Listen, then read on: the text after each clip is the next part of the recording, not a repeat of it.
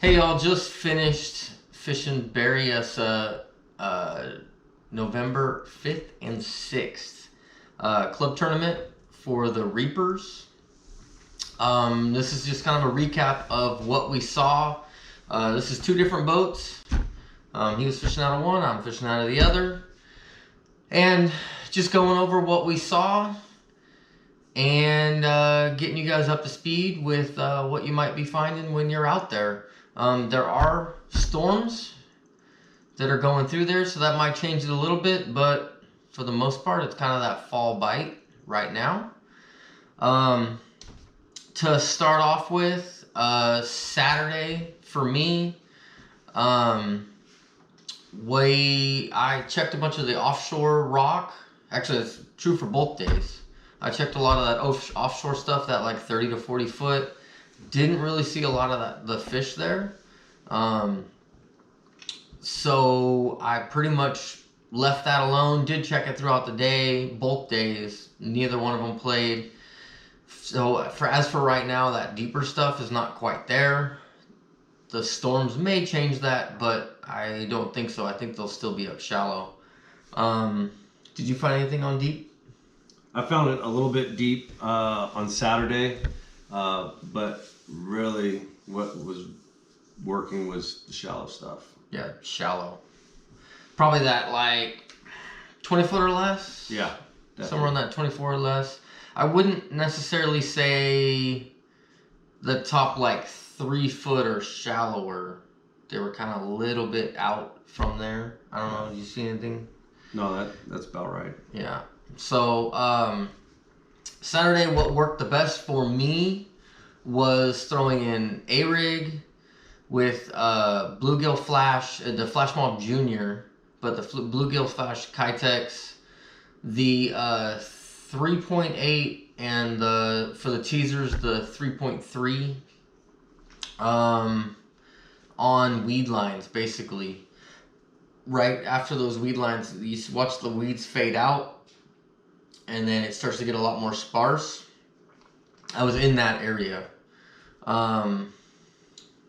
Other than that, I think it was just drop shot in a couple other areas. On like a rock point or something like that. What was your Saturday go-to? Drop shot for sure on Saturday, and then the A-Rig. I was a little different than what you were throwing with the A-Rig.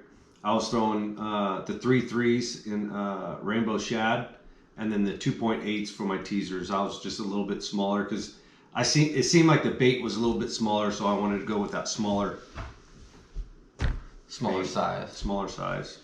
Yeah, which I actually normally will downgrade on size, but they were already on. And I was getting bit. I was definitely getting.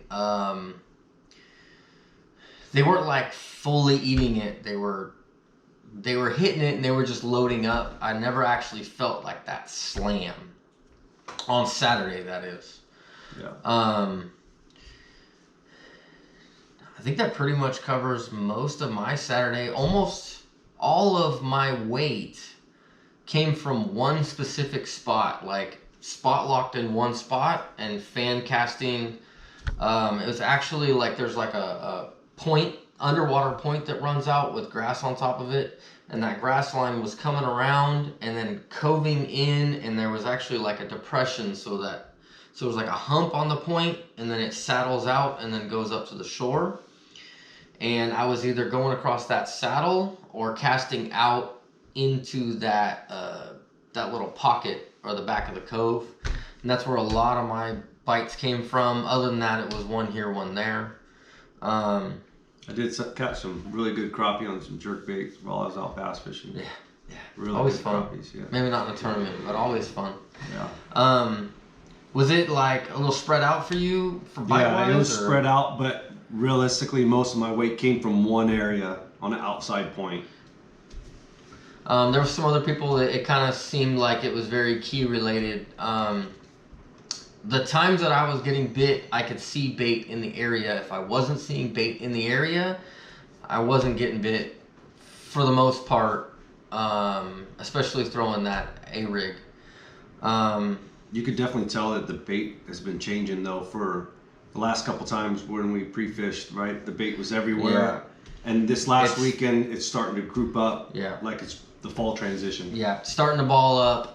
Starting to get closer to that winter where they really ball up. Slowly but surely, every week goes by. Like I said, the storm might help that ball up a lot. Plus, next week we're gonna have a lot cooler nights and not as warm of days, so they should really ball up and start heading towards the winter side. Anything else for Saturday? No, not really. It was a grind. It was a grind. I spent a lot of that day not catching fish. Yeah. Sunday was really slow for me. A lot more grind. But I definitely figured something out in the afternoon. But we'll get to that in a second. Sunday for me was again A-rig on that weed line and in the same area, but those fish were a lot smaller. So I knew I couldn't rely on it, and I started moving around a lot more. I could find fish on rock points, but I couldn't figure out how to get them to eat. But they were definitely there. As far as the bite on the A-rig, they were coming up at it and missing it. Like I could see it on forward scan, or they were short striking it. They wouldn't fully commit or eat it. I could actually see the marks right behind the hook, just hitting the tails. They were ripping some of the tails off.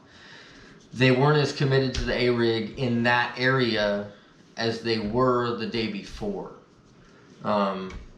You had a little bit different of a day on Sunday. Well, I'll tell you, when you blast off from Pewter Creek and running all the way towards Spanish Flats, and I was almost to Spanish Flats when I spun the hub on my boat. So I pretty much was dead in the water, about 6 miles to go, and my boat was doing 3 miles an hour, so idling back. So I pretty much wrote off the day because I thought it was going to take a long time to get back.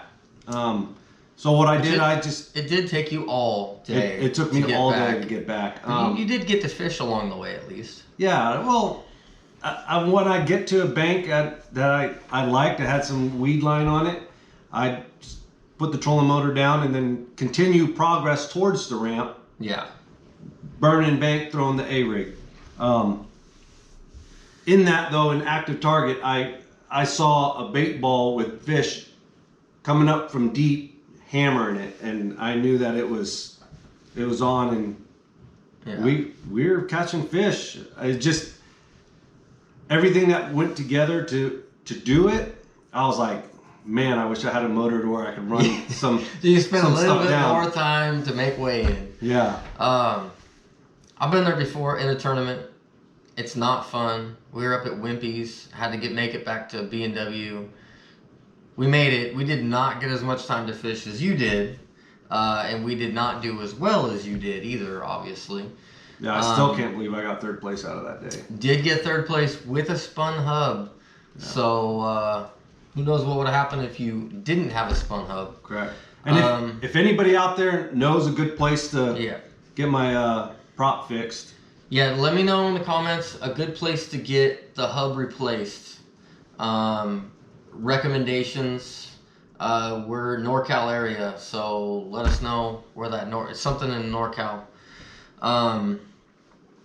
As far as bite wise, morning times, I didn't really have. I had 3 fish until like noon. So what were you doing before noon to get bit? About 8:30 is when it really started, and I was... So sun's up. Oh, it was a lot colder on Sunday also. Yes. I forgot to talk about weather. Saturday was cloudy all day, but warmer, because the air was warmer, that is. Sunday was mostly clear skies, but there was definitely cloud patches that was going through, and it was a lot colder in the morning. In the mornings, and in the afternoon it actually got a lot warmer. But that's weather on that. You were saying for mornings? So the morning, nothing was really happening. About 8:30, I got by the Big Island, traveling towards the ramp. On your way. On my way. On your 3 mile hike. Oh, speaking of which, kayakers that are stuck to 3 miles an hour, I think he has a little bit more respect for you now when it comes to I that. don't know how you do it. I need to go fast. I can go that slow. I can't go slow that much. But just burning the bank going. There was a stretch from about 8:30 to about 1 o'clock that I was. If I had the weed and it more of a steeper bank with the weed, it was on. And if I so you were specifically looking for like a steeper bank with weed line. Correct. Is what you were looking for. Correct. Just not far from my afternoon bite. Little different, but yeah. And then you're just throwing A-rig, burning it down. Well, I had to travel, so yeah. I was restricted to baits, right? Yeah. So the A-rig, I could burn it. And were you getting bit on anything else in the morning? No. It's pretty much just that. Well, I was traveling. A lot of it's speed related. Well, I mean, motoring with my big motor, I was only doing 3 miles an hour. Yeah. With the spun hub, so it took me some time to get back to the Big Island. Yeah. Before I could actually start fishing. Yeah. Okay, and then, so for me, after that noon time, I realized that I was kind of fishing the same water, hitting that same water over and over and over again. It wasn't producing, and I knew it wasn't going to produce. Even on Saturday, I knew that I wasn't going to be able to come back on Sunday and get what I had already got, or beat what I had already got.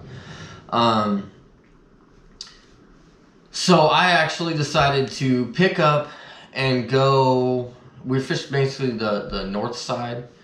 I decided I was going to run the south end of Big Island, and I got to Berryessa Marina, and a brain told me something's not right. That's not going to be right, and I hung a hard right. Went to Lake Berryessa Marina, or at least what used to be Lake Berryessa Marina.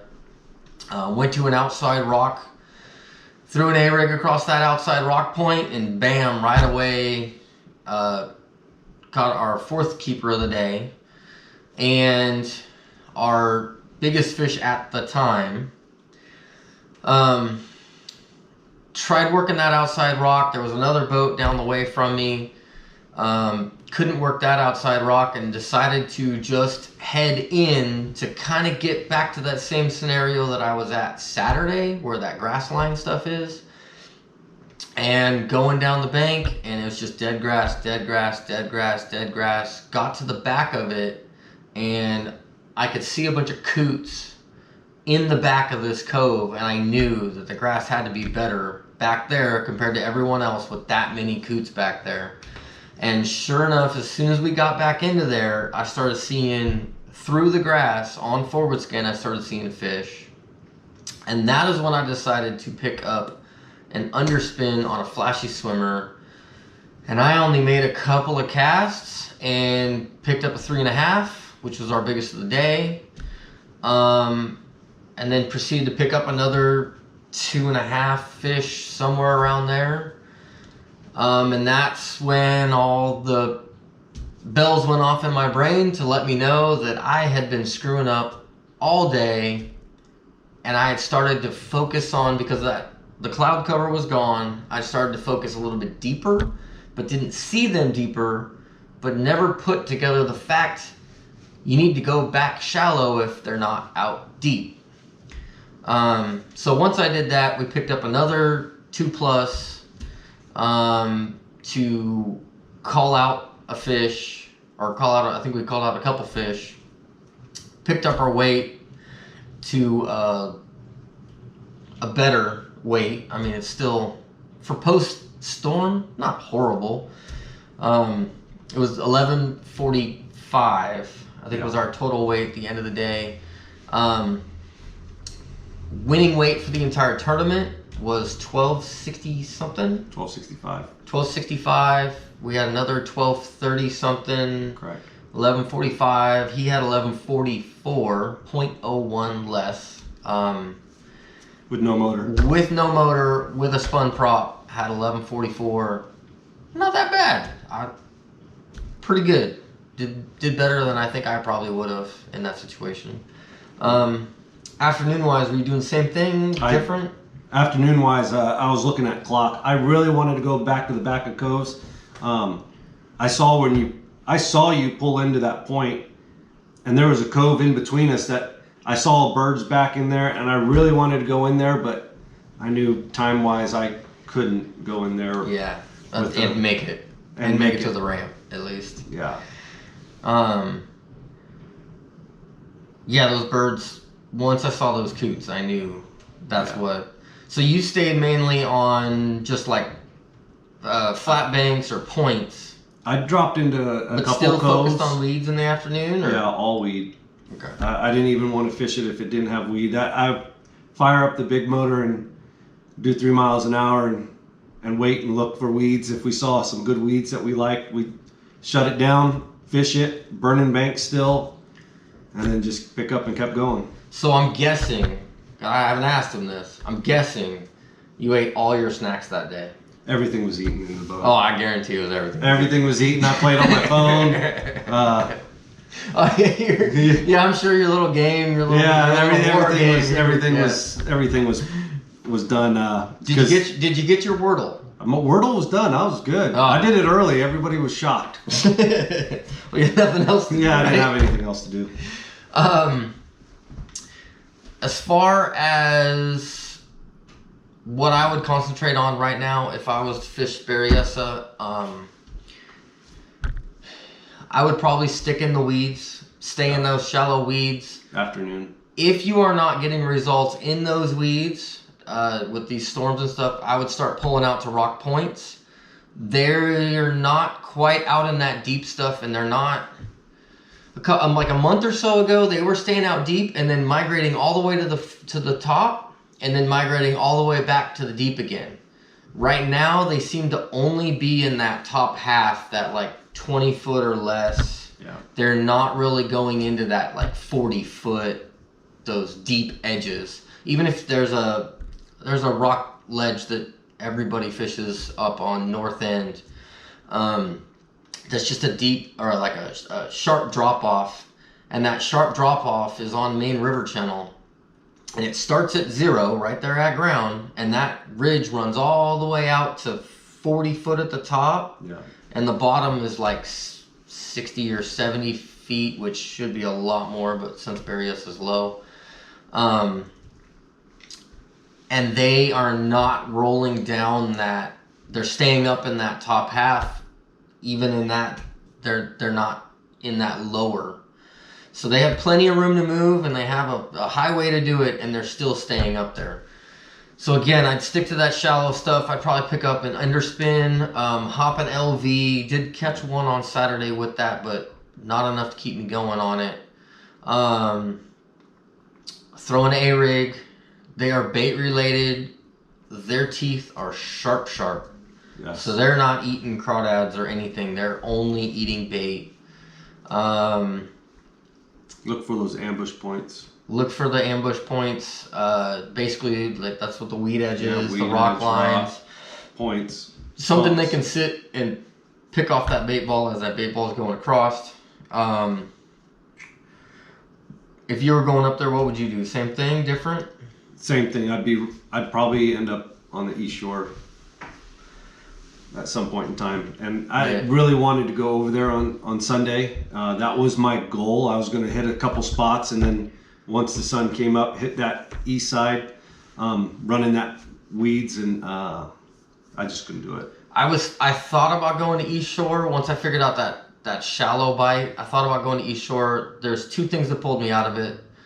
The first thing was I don't know where the green grass is in that area, and I'm going to spend a lot of time searching, just running bank to find that green grass, because you want that healthier, not dead grass. And the second thing is a lot of my bite had to do with that deep water access, and there's not much deep water access on that East Shore. With that said, deep is relative to what the fish are around. If they're constantly living in that shallow water, they don't need 60 foot of water, because they're just going to pull out to 20. Yep. So I'd spend a little bit more time in there, but mainly just find green grass, and throw shad baits around there. Drop shot wasn't really a key.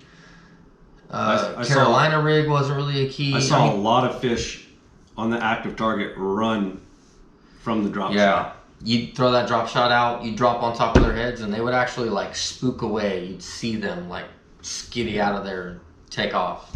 And I think it's just, I don't know, in their bubble. Who knows what it is, but I'm throwing shad baits, alive shads, whatever I could think of, and they wouldn't react to it. Yeah. The only drop shot fish I did have was like complete dead stick. Cast it out, let it hit the bottom, forget about it for at least 30 seconds, if not a minute, and then you'd pick up and they'd be there. That's how long you'd have to dead stick. Mm-hmm. Other than that, that's pretty much it for me. Yeah. Can't think of anything else. No, fished under a dock a little bit. Did fish under a dock? I got to watch him catch fish at the end of the day. While I was running to the back of the cove, he was fishing the docks on the front side of it, right there at the marina. Yeah. We actually upgraded right there. Yeah, upgraded a couple. Yeah. Ramp is still open, Puda Creek, no problems to launch. It's actually like kind of getting to the point where it like drops back off again. Yeah. Puda Creek ramp's fine. It is one lane though. It's one lane. I'd definitely launch there again though. Pleasure Cove has a ramp open now, from what I'm understanding. I don't know. It looks kind of shady. We'll see. I haven't been there. Markley's still open. Spanish Flat is still open. Steel Park is not open. Steel Park is officially closed ramp-wise. Yep. So that's pretty much it for that. Yeah. Let me know if a good place to get the prop taken care of, to get that hub pressed in. And then also let me know in the comments also if you like this style video where we kind of just talk about it and lay it out with everything we saw and then break it down day by day. Other than that, until next time, I hope you get them.